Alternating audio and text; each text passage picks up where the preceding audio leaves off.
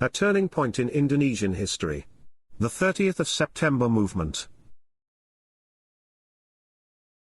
The 30th of September movement, also known as G30S or Gestapo, was a self-proclaimed group composed of elements from the Indonesian National Armed Forces.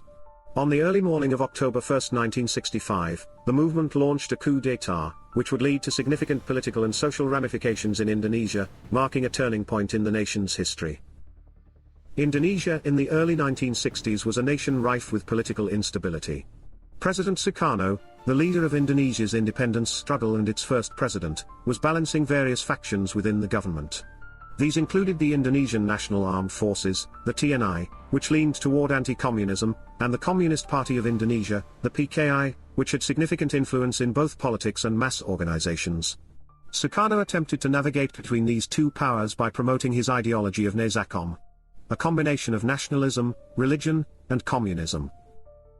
By the mid-1960s, however, the PKI had grown substantially in power, boasting around 3 million members, and it had close ties to the government under Sukarno's administration. This created deep tensions with the military, which feared the PKI's influence. Meanwhile, Indonesia's economic conditions were deteriorating, and political infighting among various factions was becoming more intense. The coup attempt by the 30th of September movement unfolded in the early hours of October 1, 1965. Members of the movement kidnapped and murdered 6 high-ranking Indonesian army generals in Jakarta. Their bodies were later found in Lubang Buaya, an area near the capital. The group quickly seized control of key communication and media outlets, broadcasting that they were acting to prevent a supposed council of generals from overthrowing Sukarno. The movement's initial actions suggested a well-coordinated plan. They claimed to be acting in defense of Sukarno, attempting to frame themselves as protectors of the president from an impending military coup.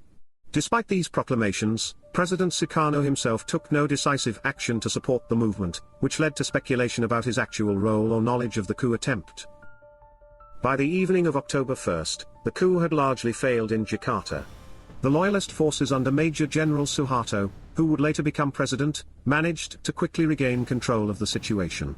In central Java, however, the movement's followers attempted to seize control of an army division and several cities, but these efforts were also crushed in the following days. In the days and weeks following the failed coup, the Indonesian military, under Suharto's leadership, swiftly shifted the blame onto the PKI. The military, along with various religious and socio-political groups, began a nationwide campaign to purge the communists. This led to a mass anti-communist crackdown, where hundreds of thousands of suspected PKI members, sympathizers, and others accused of communist affiliations were killed, in what became one of the worst mass killings of the 20th century. The number of casualties remains disputed, with estimates ranging from 500,000 to over 1 million. Suharto capitalized on the chaos to consolidate power. By March 1966, he had forced Sukarno to transfer executive authority to him, marking the beginning of the New Order regime. This authoritarian rule would last for over 3 decades, characterized by a strong military presence in politics and a staunchly anti-communist stance. The exact motivations and backers of the 30th of September movement remain a subject of debate. While the official narrative under Suharto's New Order regime blamed the PKI for orchestrating the coup, many scholars have since questioned this account. Some suggest that the coup may have been a preemptive strike by the PKI to prevent a planned military takeover, while others argue that elements within the military itself may have had a hand in instigating or allowing the coup to occur as a pretext for the subsequent anti-communist purge. Another theory posits foreign involvement, particularly from the United States and the United Kingdom, both of which were concerned about the spread of communism in Southeast Asia during the Cold War. These nations had a vested interest in weakening the PKI, and some documents and accounts suggest that Western intelligence agencies may have had foreknowledge of the events or even provided tacit support to Suharto's faction within the military. John Ruser, in his book Pretext for Mass Murder, argues that the coup was an internal military affair, involving a small faction within the army, with little to no direct involvement from the PKI leadership. He contends that the PKI was used as a scapegoat to justify the subsequent purge, which Suharto and his allies used to solidify their power. The legacy of the 30th of September movement continues to shape Indonesia's political and social landscape. For decades, the events of 1965 to 1966 were commemorated through state-sponsored propaganda that glorified the army's role in quelling the communist threat. This narrative was enshrined in school textbooks, films, and public monuments, such as the Pankasila Sokti Monument, which honors the generals killed by the movement. However, since the fall of Suharto's regime in 1998, there has been a growing movement within Indonesia to re-examine the events of 1965 and challenge the official narrative. Survivors of the anti-communist purge and their families have called for recognition of the atrocities committed and accountability for the perpetrators. This has led to renewed interest in the 30th of September movement and the subsequent killings, with scholars and activists pushing for a more nuanced understanding of this dark chapter in Indonesia's history. The 30th of September movement and its aftermath were pivotal in shaping modern Indonesia. While the coup attempt itself was swiftly quashed, its failure set off a chain of events that led to the rise of Suharto and the establishment of the New Order regime. The movement remains shrouded in mystery, with competing narratives and theories about its true nature and motivations. What is clear, however, is that the events of 1965 had a profound and lasting impact on Indonesia, reshaping its political landscape and leaving a legacy of violence and repression that the country continues to grapple with today.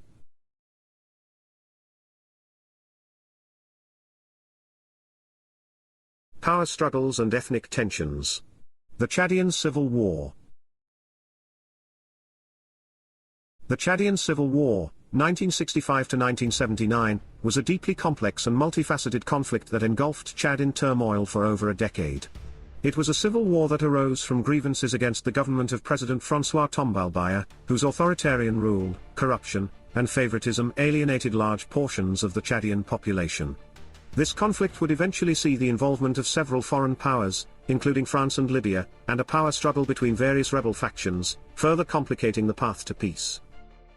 Chad, a landlocked country in Central Africa, gained its independence from France in 1960, with François Tombalbaye becoming its first president. However, the post-independence period did not bring stability or prosperity. Tombalbaye's government was characterized by authoritarianism, rampant corruption, and ethnic favoritism, particularly toward his own Sera ethnic group. The northern regions of Chad, which were primarily Muslim, felt marginalized and neglected by the government.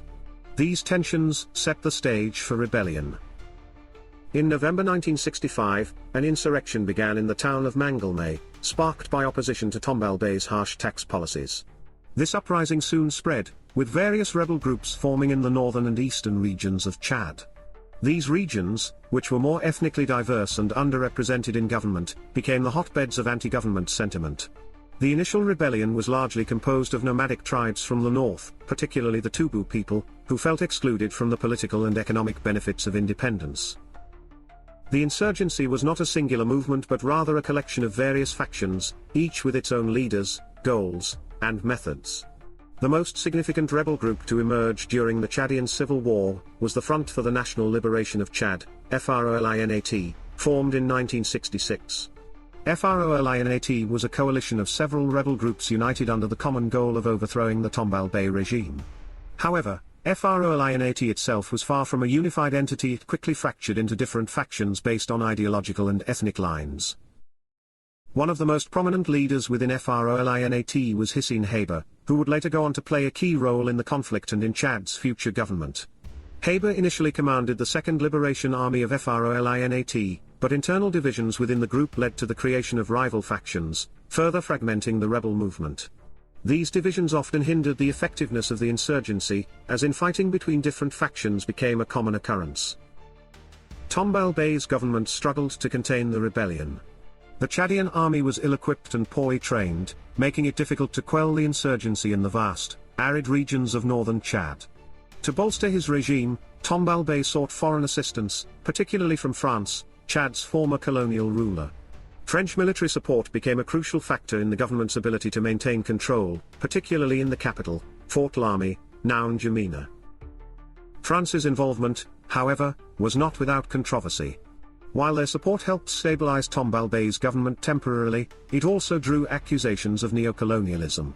The presence of French troops in Chad became a point of contention, both within the country and internationally. Despite French aid, the government continued to struggle, and Tombalbaye's regime became increasingly unstable. In 1975, François Tombalbaye was assassinated in a military coup, an event that marked a turning point in the civil war. The coup was led by Chadian soldiers who were disillusioned with Tombalbaye's leadership. Following his death, General Félix Mallam assumed power, But the change in leadership did little to bring peace to the country. The civil war raged on, with the new government continuing to face opposition from FROLINAT and other rebel factions. One of the most significant external factors in the Chadian civil war was the involvement of Libya. Under the leadership of Muammar Gaddafi, Libya sought to expand its influence in the region, and Chad's instability presented an opportunity to do so. Gaddafi supported various rebel factions, particularly those aligned with FROLINAT, in an effort to weaken the Chadian government and exert control over the Oise Strip, a mineral-rich region in northern Chad that Libya claimed as its own. Libya's involvement in the war further complicated the conflict, as it introduced a new dimension of international rivalry. The Chadian government, with French backing, found itself in a proxy war with Libya, with both sides using local rebel groups to further their geopolitical interests. The Libyan intervention added to the already complex web of alliances and rivalries within Chad, making it even more difficult to achieve a lasting peace. By the late 1970s, the conflict had reached a new level of intensity. The government's hold on power was weakening, and the various rebel factions were gaining ground. In 1978, Hissène Habré, who had become one of the most powerful rebel leaders, launched a major offensive against the government. The fighting escalated, and Mallam's government struggled to maintain control. In March 1979, Félix Mallam resigned from the presidency, marking the end of his government's involvement in the civil war. His resignation paved the way for the formation of the Transitional Government of National Unity, GUNT, a coalition of various rebel factions that sought to bring an end to the conflict. However, GUNT itself was fraught with internal divisions, and the fighting continued even after its establishment. The rise of GUNT signaled the beginning of a new phase of the civil war, one that would see increased international involvement and further instability. Despite the efforts of GUNT to establish a unified government, the various rebel factions continued to fight for control, and Chad remained in a state of chaos. The Chadian civil war was a protracted and complex conflict that left a lasting impact on Chad. It was characterized by ethnic and regional divisions, foreign interventions, and the rise of powerful rebel leaders like Hissène Habré. The war not only highlighted the deep-seated issues within Chad's post-colonial political system, but also drew attention to the broader geopolitical struggles in Africa during the Cold War era. Despite the eventual establishment of GUNT, the civil war did not truly end in 1979, as Chad would continue to experience conflict and instability in the years that followed. The legacy of the Chadian civil war would shape the country's political landscape for decades, with the scars of the conflict still visible today.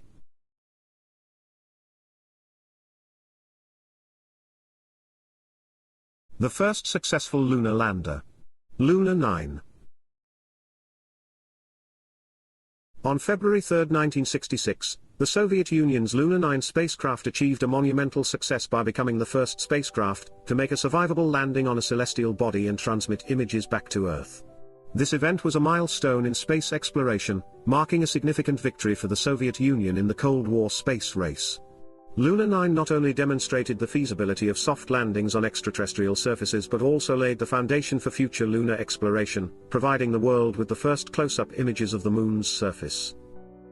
Luna 9, also designated as YE6 number 13, was part of the Soviet Union's lunar program. Launched on January 31, 1966, atop a Molniya M rocket from Baikonur Cosmodrome, the spacecraft was designed to perform a soft landing on the Moon and send data back to Earth. The mission's primary goal was to confirm whether the Moon's surface was solid enough to support a lander, a crucial question in the early days of lunar exploration. The spacecraft itself had a launch mass of 1,583.7 kilograms, consisting of a lander capsule housed within a larger spacecraft. The capsule, which carried the scientific instruments, was designed to separate from the spacecraft shortly before impact and survive the landing through the use of airbags and retro-rockets. These technologies helped slow the descent, allowing the capsule to make a controlled landing. At an altitude of 8,300 kilometers from the Moon, the spacecraft was oriented for its descent, and its spin was stopped in preparation for landing. Once the spacecraft descended to 75 kilometers above the lunar surface, its radar altimeter activated, jettisoning side modules and inflating the airbags. The retro-rockets then fired, enabling a soft landing on the Moon's surface in the region known as Oceanus Procellarum. Luna 9 made its historic landing on February 3, 1966, at approximately 22:45 GMT. The spacecraft's landing site was located at 7.13 degrees north, 64.37 degrees west in the Moon's Okeanos Procellarum, a vast lunar mare ray. Roughly 250 seconds after landing, the spacecraft began its operational phase by opening 4 petals that covered its top half, which provided stability on the lunar surface. This was a crucial step in ensuring that the spacecraft remained upright and functional after landing. 7 hours after landing, once the Sun had risen to a 7-degree elevation, Luna 9 commenced its primary scientific task: taking and transmitting images of the Moon's surface. Over the course of the mission, the spacecraft transmitted a total of 9 images, including 5 panoramas, back to Earth.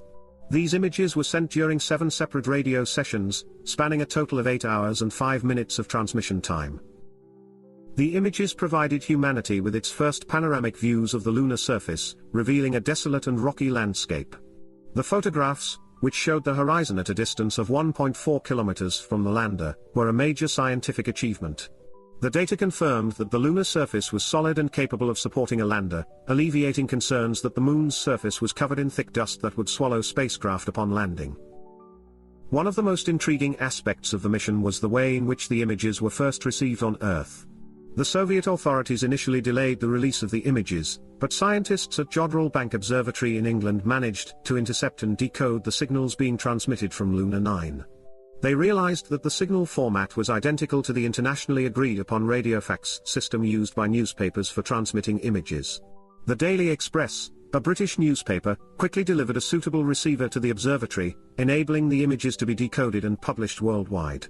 This clever workaround allowed the Western world to view the lunar images even before the Soviet Union had officially released them. In addition to capturing images, Luna 9 carried a radiation detector, the only dedicated scientific instrument aboard the lander.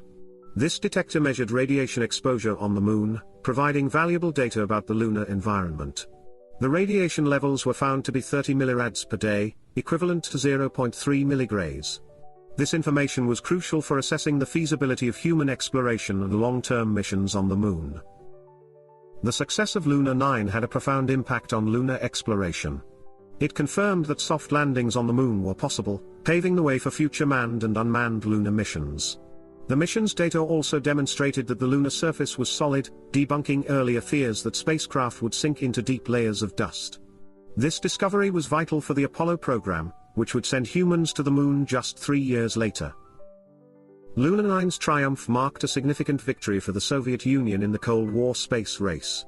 It was the first time a spacecraft had made a controlled landing on the Moon and returned useful data, placing the Soviet Union ahead of the United States in the race to explore the Moon. The mission's success bolstered Soviet prestige and showcased their technological prowess. Although Luna 9 was primarily a technological mission, its scientific contributions were also significant. The mission provided the first close-up images of the lunar surface, offering humanity a new perspective on Earth's closest celestial neighbor. The data gathered by Luna 9 helped scientists better understand the Moon's geology and environment, laying the groundwork for future exploration. The lunar program continued with subsequent missions, but Luna 9's place in history as the first successful lunar lander remains undisputed. The mission's success not only advanced our understanding of the Moon but also demonstrated the capabilities of the Soviet space program at the height of the space race. In conclusion, Luna 9 was a groundbreaking mission that achieved the first soft landing on the Moon and returned the first images from its surface.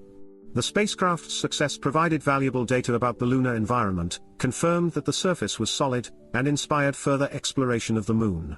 Luna 9's legacy endures as a symbol of human ingenuity and perseverance in the quest to explore the cosmos.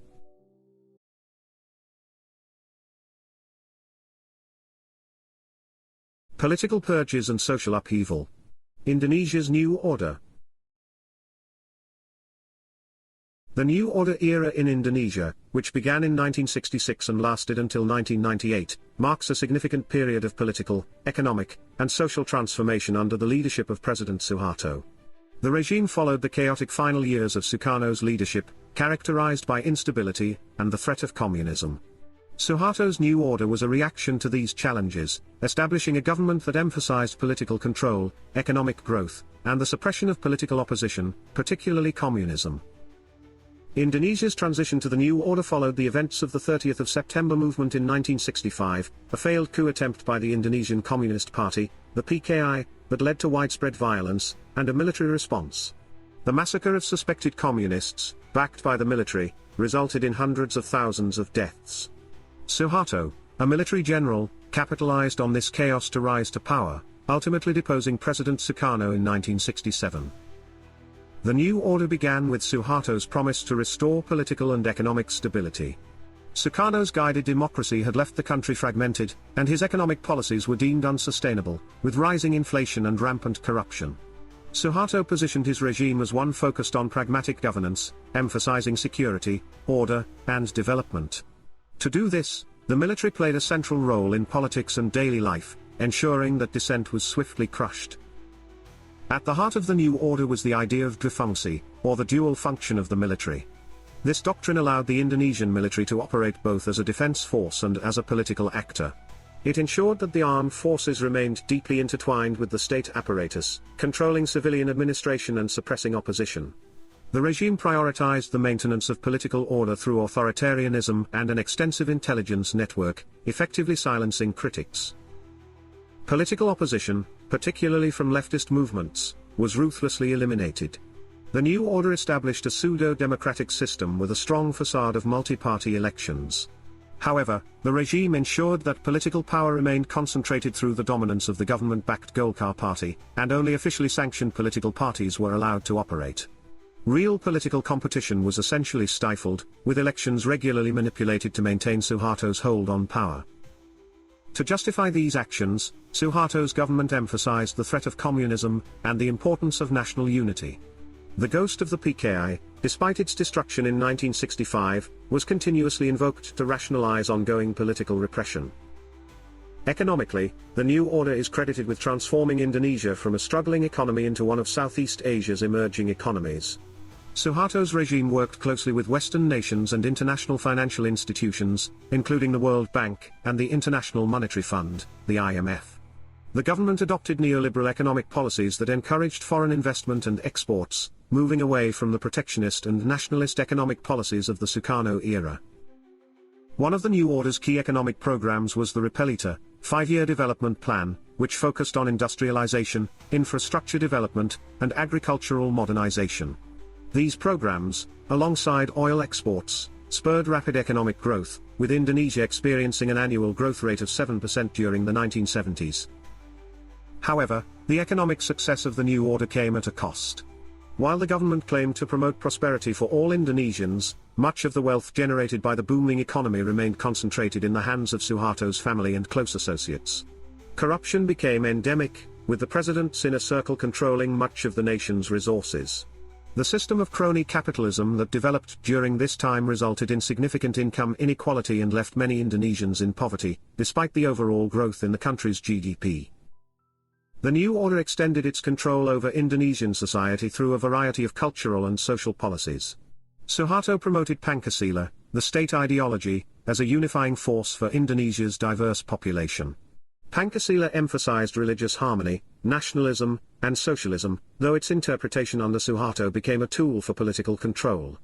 The regime made it mandatory for all organizations to adopt Pancasila as their guiding principle, further restricting the political space for opposition. The education system was reformed to instill loyalty to the regime, with curricula designed to promote the new order's interpretation of Indonesian history.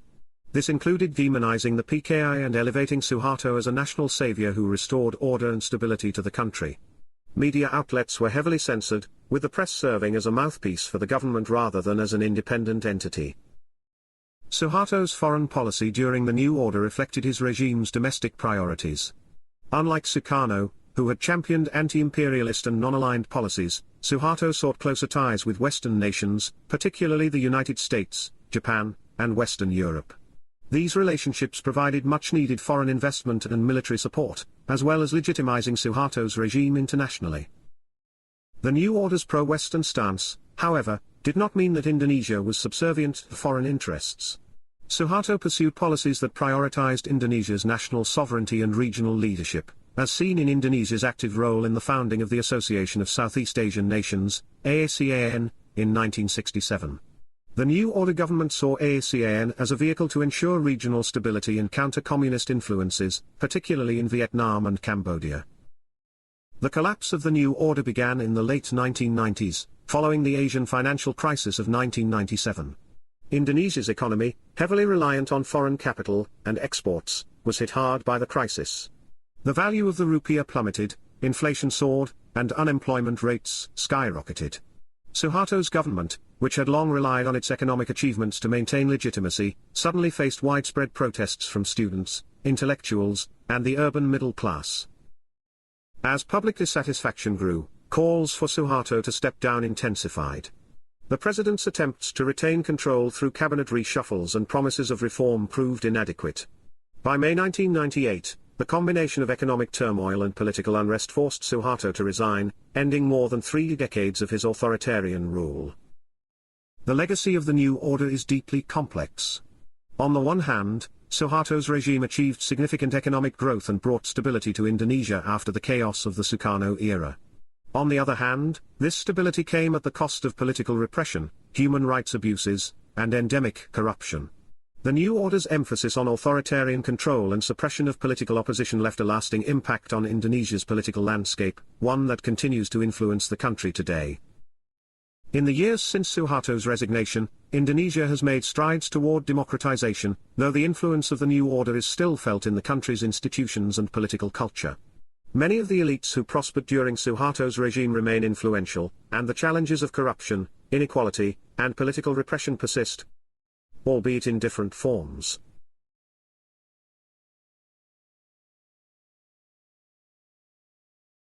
Proxy warfare in Cold War Africa. The South African Border War. The South African Border War, also known as the Namibian War of Independence, was a complex conflict that involved several nations and political ideologies. It lasted from 1966 to 1989, primarily fought between South Africa and the People's Liberation Army of Namibia, PLAN, the military wing of the Southwest Africa People's Organization, SWAPO. The war took place in what is now Namibia and Angola and was part of the larger Cold War tensions, with South Africa backed by Western powers, while SWAPO received support from the Soviet Union, Cuba, and other communist nations. The roots of the South African Border War can be traced back to the imposition of South African rule over Southwest Africa, modern-day Namibia, following the First World War. After the League of Nations granted South Africa a mandate to administer the region, it became de facto a part of South Africa.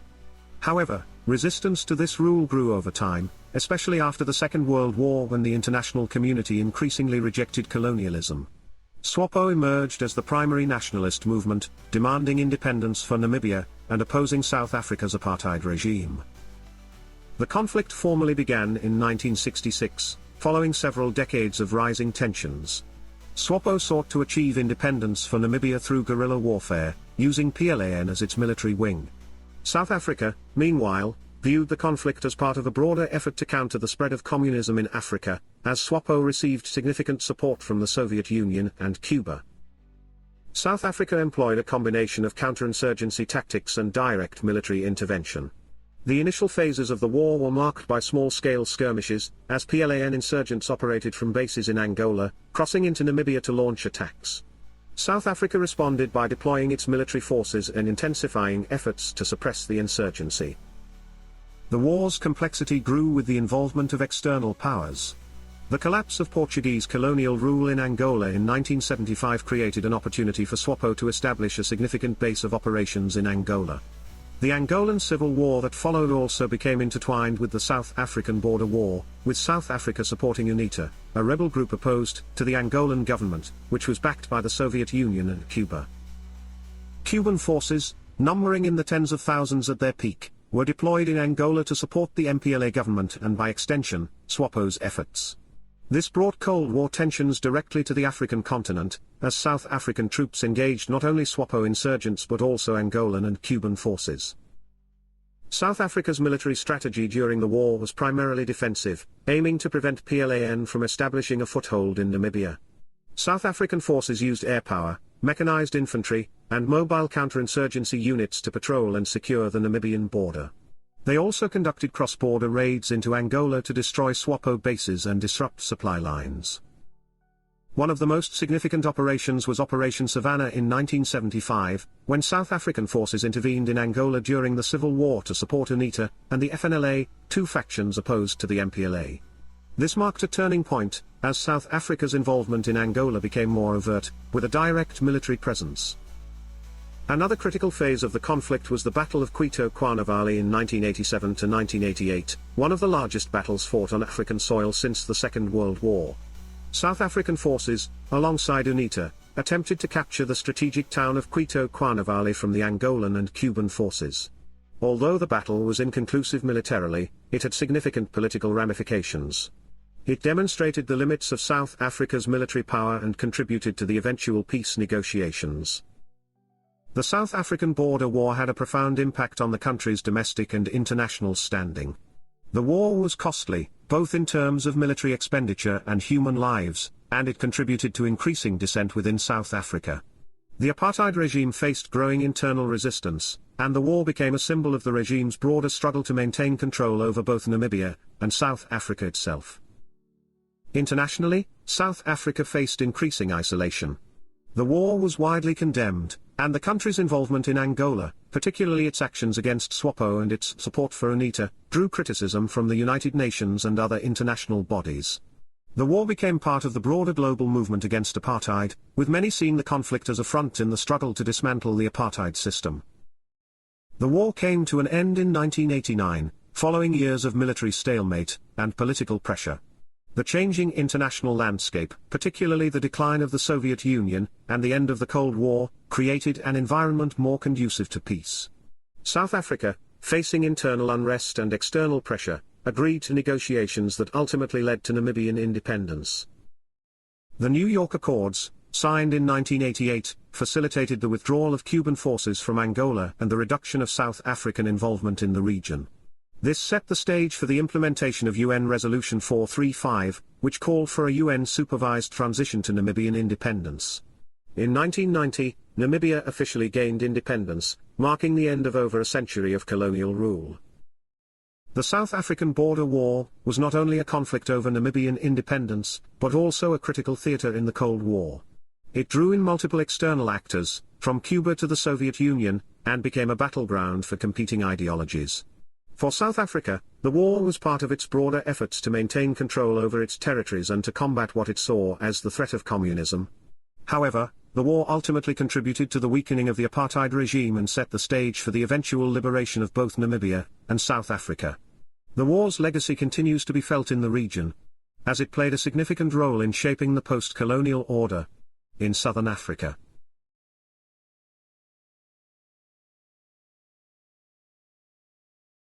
A symbol of Cold War rivalries. The Korean DMZ conflict. The Korean Demilitarized Zone, or DMZ, conflict, which occurred between 1966 and 1969, stands as a largely forgotten but significant Cold War conflict. It was a period marked by clashes along the DMZ between North and South Korea, with both superpowers of the time, the Soviet Union and the United States, indirectly involved. The conflict is often overshadowed by the Korean War, 1950 to 1953, but it played an essential role in the ongoing hostilities and tensions on the Korean peninsula. After the Korean War armistice was signed in 1953, a ceasefire came into effect, but no formal peace treaty was ever concluded. This left the Korean peninsula in a perpetual state of war. The armistice agreement established the Demilitarized Zone, or DMZ, a buffer zone separating North and South Korea along the 38th parallel. Despite the demilitarization, the area became heavily fortified on both sides, turning into one of the most militarized borders in the world. The period between the end of the Korean War and the DMZ conflict was one of relative calm, although both sides remained on high alert. However, tensions began to rise again in the mid-1960s. North Korea, under the leadership of Kim Il-sung, began to adopt a more aggressive stance, possibly emboldened by the support of China and the Soviet Union. The conflict was also a byproduct of the broader Cold War, where the Korean peninsula continued to serve as a flashpoint for East-West tensions. The primary cause of the DMZ conflict was North Korea's attempt to destabilize South Korea and weaken its government. North Korea's leader, Kim Il-sung, believed that the time was ripe for a communist insurgency in the south, similar to the Viet Cong's efforts in South Vietnam. This belief was bolstered by North Korea's growing relationship with China and the Soviet Union, both of which were involved in supporting communist movements across the globe. On the South Korean side, the regime of Park Chung-hee, who had come to power through a military coup in 1961, was consolidating its rule. The United States, which maintained a strong military presence in South Korea, was deeply involved in ensuring the stability of the region. As the Vietnam War intensified, the US also sought to prevent another Asian nation from falling under communist rule. North Korea's strategy during the conflict was largely based on guerrilla warfare. Infiltration and sabotage missions were launched across the DMZ, targeting both military and civilian infrastructure in South Korea. These incursions were meant to create chaos, diminish morale, and inspire a communist uprising against the South Korean government. One of the most notable incidents occurred in January 1968, when North Korean commandos attempted to assassinate South Korean President Park Chung-hee. The mission, known as the Blue House Raid, was a bold and audacious plan that came close to succeeding. A 31-man commando unit infiltrated Seoul, the capital of South Korea, but was ultimately intercepted by South Korean forces. This event highlighted the seriousness of North Korea's ambitions and nearly led to a full-scale conflict. In response to North Korean provocations, the South Korean military, backed by US forces, increased patrols along the DMZ and launched counter-guerrilla operations. South Korea formed special forces units trained to repel North Korean infiltrators and retaliated against attacks. One significant operation was the Battle of Hill 351 in 1967, where South Korean and US forces repelled a large North Korean assault on a strategic hill near the DMZ. The battle demonstrated the tactical superiority of South Korean and US forces, but it also underscored the intensity of the conflict along the DMZ. Throughout the conflict, the US played a supportive role, providing intelligence, logistics, and air support to South Korean forces. However, Washington was wary of escalating the conflict into another Korean War, especially with the ongoing US involvement in Vietnam. As a result, the US sought to contain the situation rather than escalate it, which at times frustrated South Korean leaders who desired a stronger American response. The Korean DMZ conflict was punctuated by several high-profile incidents, some of which brought the peninsula to the brink of another war. In addition to the Blue House Raid, other notable events include the USS Pueblo incident in 1968. The USS Pueblo, a US Navy intelligence ship, was captured by North Korean forces in January 1968. The crew was detained and tortured for nearly a year before being released. The incident was a major diplomatic crisis for the United States and highlighted the volatile nature of the DMZ conflict. In April 1969, a US reconnaissance plane was shot down by North Korean fighters over the Sea of Japan, killing all 31 crew members aboard. This provoked a strong response from the US, which considered retaliatory strikes but ultimately decided against escalation. By 1969, the intensity of the conflict began to wane. Several factors contributed to this de-escalation. First, North Korea realized that its strategy of infiltrations and assassinations had failed to destabilize the South Korean government. Despite numerous attacks, South Korea's military, bolstered by US support, remained robust and capable of repelling North Korean aggression. Second, the leadership in North Korea may have reassessed its strategic objectives.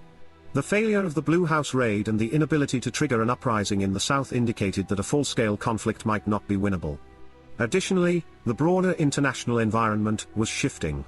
China and the Soviet Union were both experiencing internal political changes and shifting their foreign policy priorities, making it harder for North Korea to rely on their support for a prolonged conflict. Finally, the United States, bogged down in Vietnam, sought to avoid another major conflict in Asia. While maintaining a strong military presence in South Korea, the US increasingly focused on containing North Korea rather than pursuing aggressive retaliatory measures. The Korean DMZ conflict, though often overshadowed by the Korean War and other Cold War crises, had a lasting impact on the Korean peninsula. It reinforced the division between North and South Korea and deepened the mistrust between the two nations.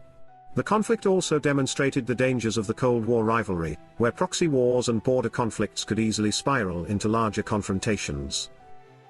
Today, the DMZ remains one of the most heavily fortified borders in the world, a symbol of the ongoing hostilities and unresolved tensions between North and South Korea. The events of the 1960s serve as a reminder that the Korean Peninsula remains a flashpoint for potential conflict, even decades after the Korean War ended in an armistice. The Korean DMZ conflict was a significant but often overlooked chapter in the Cold War history of the Korean Peninsula. It was a period marked by violent confrontations, daring infiltrations, and international crises. While it did not escalate into a full-scale war, the conflict underscored the fragility of the armistice, and the ongoing threat posed by North Korea's aggressive actions. To this day, the Korean Peninsula remains divided, with the lessons of the DMZ conflict serving as a stark reminder of the enduring dangers of unresolved conflict.